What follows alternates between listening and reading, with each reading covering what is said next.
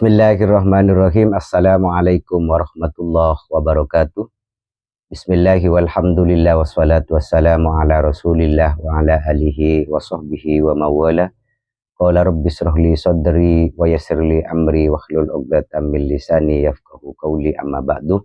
Sahabat-sahabat pemirsa Imam Ghazali 99, kali ini saya akan menanggapi tentang hilangnya Ibu Juriah di daerah Pamekasan, tepatnya di Desa Tebul Timur dan Kecamatan Pagentanan, Kabupaten Pamekasan, di mana beliau sudah hilang lama, bahkan sampai hari ini sudah terhitung 13 hari, yaitu sejak hari Rabu tanggal 13 Februari 2025.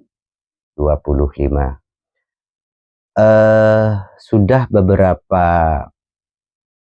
usaha yang dilakukan oleh pihak keluarga maupun simpatisan dan warga setempat, diantaranya mulai dari mendatangkan para praktisi baik dari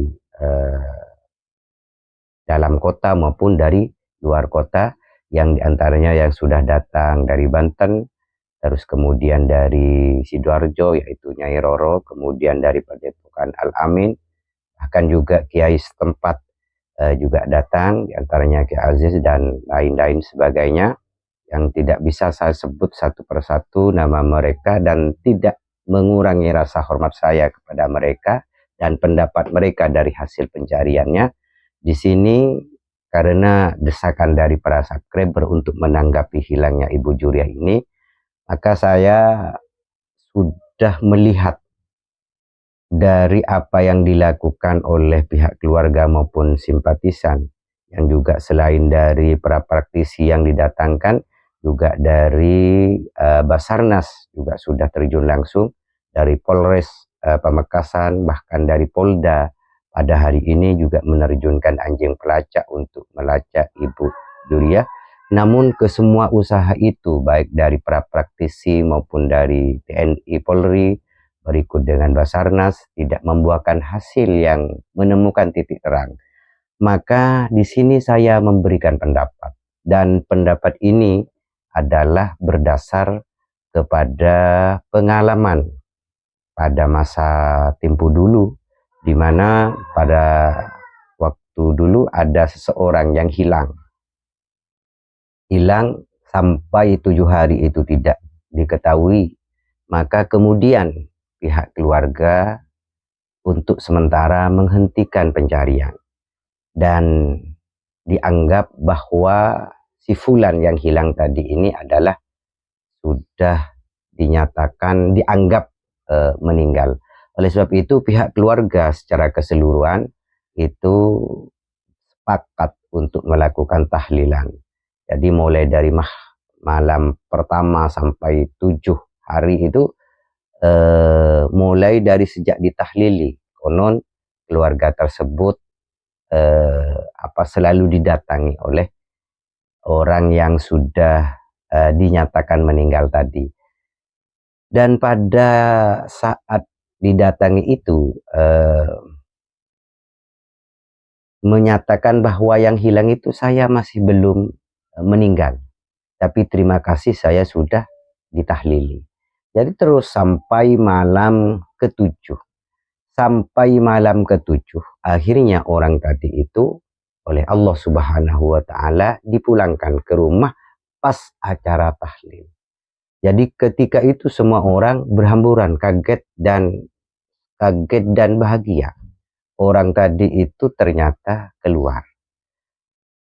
Singkat cerita, lama-kelamaan setelah diberikan minum, setelah dimandikan, terus ditanya, sebenarnya apa yang terjadi yang menimpa kamu? Karena awalnya itu sudah 7 hari, kemudian ditahlili sampai 7 hari. Jadi 7 sampai 7. Hampir setengah, konon katanya setengah bulan. Jadi setengah bulan itu datang karena ditahlili. Setelah dinyatakan, setelah ditanyakan, kemana kamu pergi? Ternyata Jawabannya, sebenarnya waktu kalian mencari saya itu melihat kalian semua. Tapi saya itu tidak mau pulang karena saya merasa asik bersama dengan teman-teman saya yang memberikan kemewahan kepada saya. Artinya dia memang di bawah makhluk halus, tetapi setiap dia itu maghrib, jadi setelah selesai maghrib, dia itu merasa hatinya tidak enak. Jadi di alam jin itu dia hatinya merasa tidak enak. Kemudian orang tadi itu yang hilang, si fulan tadi yang hilang itu setiap selesai sholat maghrib, jadi dia itu merasa perasaannya tidak tenang. Kemudian setelah menjelang isya, dia itu mendengar bau keminyan dan dia itu merasa kenyang walaupun tidak makan. Jadi setiap hari seperti itu sampai 7 hari. Lah pas 7 harinya itulah kesadarannya dia di alam jin itu mulai sadar dan akhirnya dia pulang. Dan oleh kiai tersebut disimpulkan, oleh kiai tadi yang bertanya kepada orang yang hilang, bahwa sebenarnya kenapa dia setiap maghrib itu dia itu merasa bimbang dan kadang sadar kadang tidak, itu karena pada waktu itu ditahlili, yaitu dihususi. Karena ketika ruh dihususi maka ruh itu akan nyambung, ruh itu akan nyambung. Terus kemudian kenapa dia ketika menjelang isya itu dia makan? Karena pada waktu itu dia itu sudah, keluarganya sudah bersedekah dan bau keminyannya itu kenapa sampai tercium ke sana? Karena juga terbawa oleh orang-orang yang membaca tahlil kepada ruh dari orang yang hilang tadi.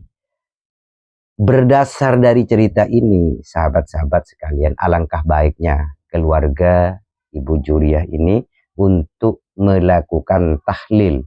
Walaupun tahlil ini bukan memvonis atau menyatakan bahwa dia itu sudah meninggal. Akan tetapi barokahnya tahlil tadi dan keminyan yang dibakar di waktu tahlil, maka insya Allah baunya itu akan sampai ke Ibu Juriah, dan barokahnya tahlil yang disebut ruh daripada Ibu Juriah ini, tingkat kesadarannya Ibu Juriah ini kalau memang disembunyikan oleh jin akan sampai ke sana sehingga kesadarnya kembali dan dia mau pulang. Insya Allah ini adalah solusi yang terbaik.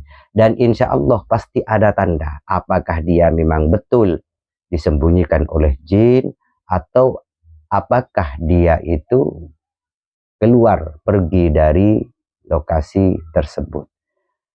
Sahabat-sahabat sekalian, ini adalah solusi alternatif. Bisa saja kemungkinan-kemungkinan yang lain juga terjadi kepada Ibu Juriah. Dan saya tidak berani untuk menyatakan bahwa Ibu Juriah ini, seperti itu, sebelum saya mendatangi lokasi daripada Ibu Juriah yang hilang. Sahabat-sahabat pemirsa, mungkin ini yang bisa saya sampaikan. Dan bagi teman-teman yang mendengar, melihat video ini, sampaikan kepada keluarga Ibu Juriah. Mungkin ini akan menjadi solusi yang akan menemukan titik terang dari hilangnya Ibu Juriah. Demikian, wal afu minkum, mohon maaf apabila ada silap kata. Wal afu minkum, wassalamualaikum warahmatullahi wabarakatuh.